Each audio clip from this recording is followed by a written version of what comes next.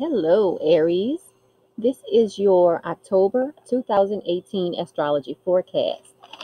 There's a lot going on this month, and it is Halloween, so I hope everybody has some plans for the end of the month. And as a lot of you know, this is my favorite month. I love it when the weather changes. It starts getting cool. So that's why I'm filming outside, because pretty soon it's going to be too cold. So to be out here filming. So let's get right into your reading. Okay, let's see here. So the focus for you this month, Aries, is going to be on your transformation and your shared resources. So just remember that, because what's going on is that you have, at some point this month, you're going to have 4 planets in Scorpio. You're going to have Jupiter, Venus, Mercury, and the Sun all in Scorpio. So that's a lot of activity going on in Scorpio.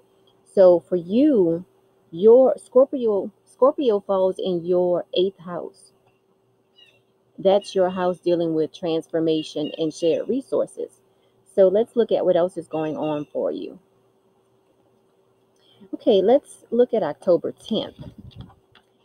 On October 10th, we have Mercury in opposition to Uranus.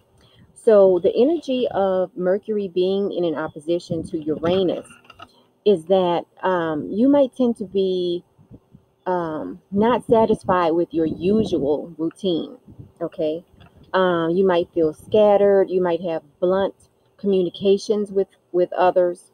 But one good thing about this transit is that your mental ability will be very quick.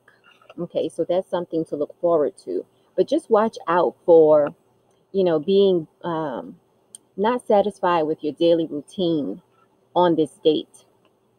So now also on October 10th through the 12th, we have Venus in a square to Mars.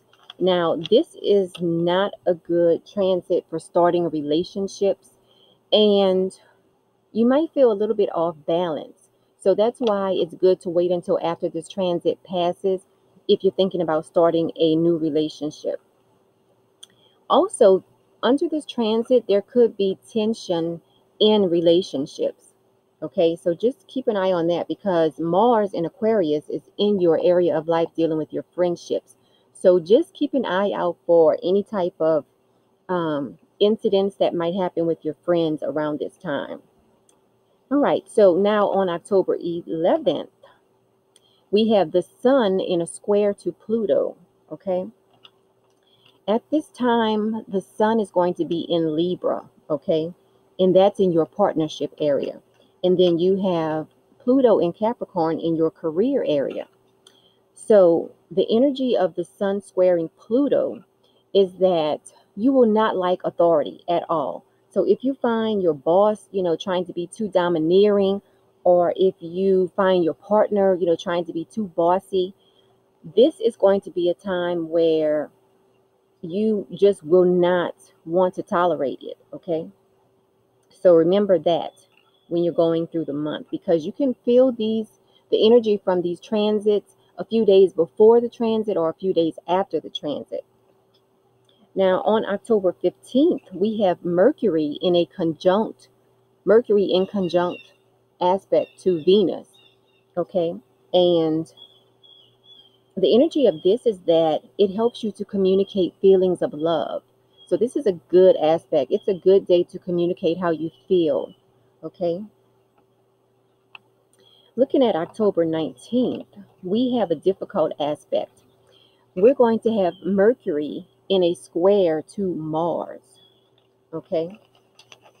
Now, the energy of Mercury squaring Mars is that people tend to be very irritable, okay, and confrontational. So for you, remember, Mars in Aquarius is in your area of life dealing with your friendships. So you might tend to be confrontational with your friends around that time. Okay. And this is also a time where you need to watch out for accidents. So drive safely.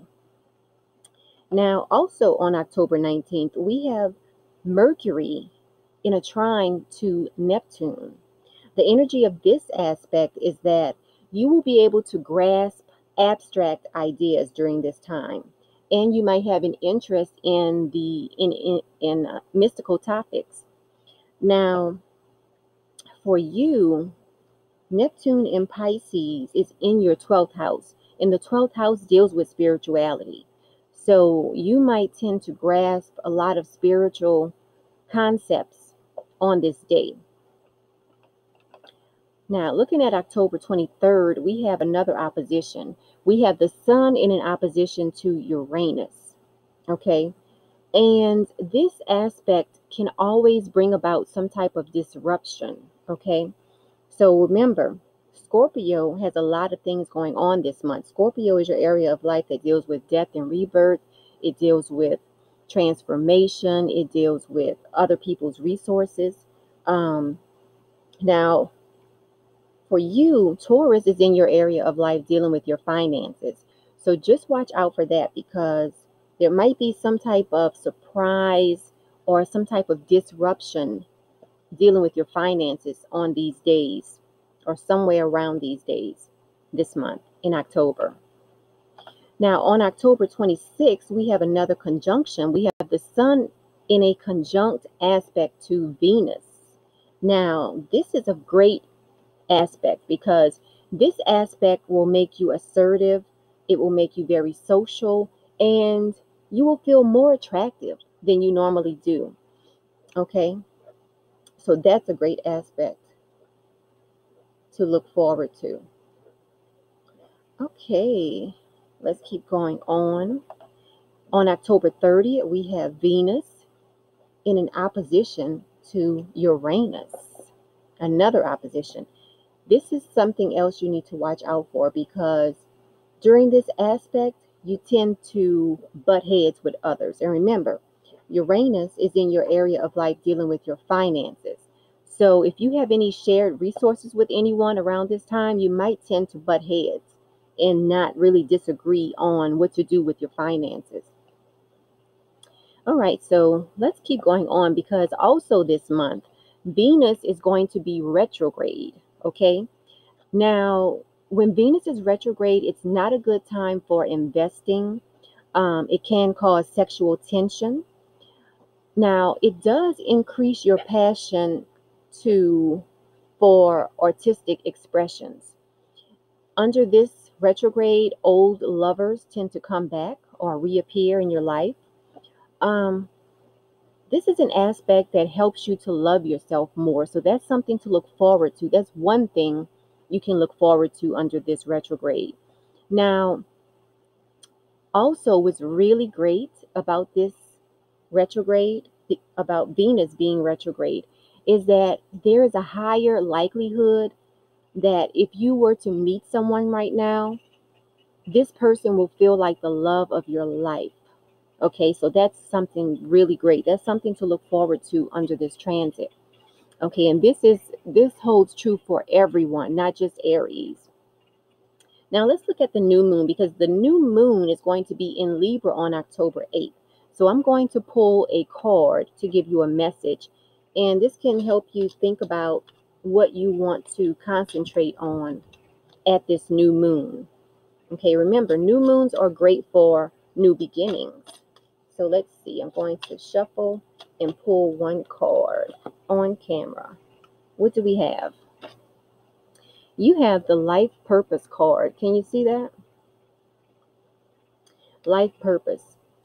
Okay, so this is a message for you, Aries. It says the purpose of your life is to serve in a way that brings great joy to yourself and others.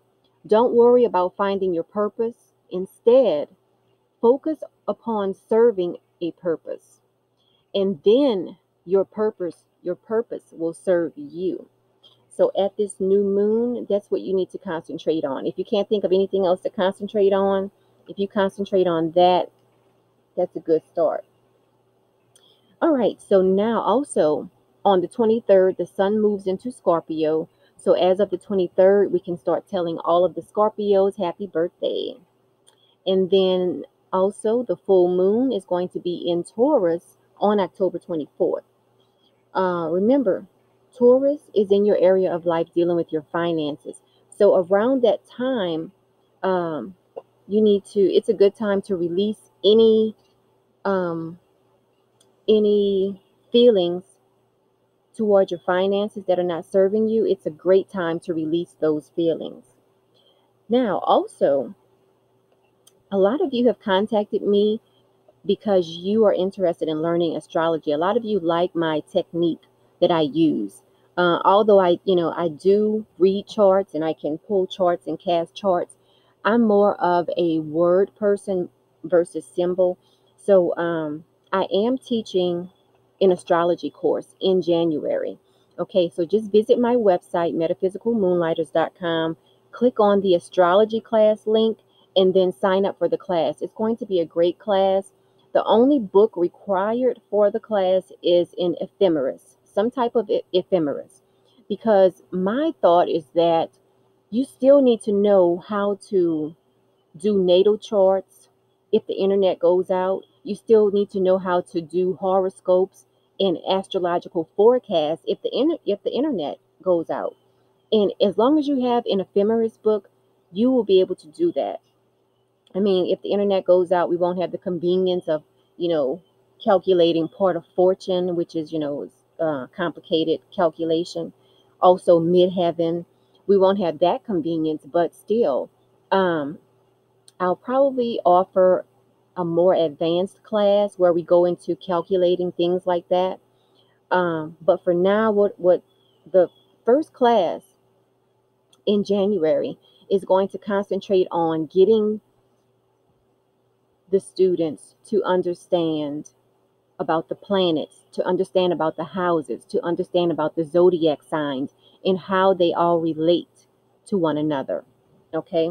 And then by the end of the class, you will cast your own birth chart using an ephemeris. So you'll see how the planets came to be where they are in your chart. And you'll totally understand what a certain planet means in a zodiac sign in a certain house in your chart. So it's going to be a great class. So sign up for the class. Also, I'm going to get out of here now. If you did like this video, press the like button. Don't forget to share it with your family and friends. And also subscribe to the channel if you haven't done so already. And until next time, have a great month.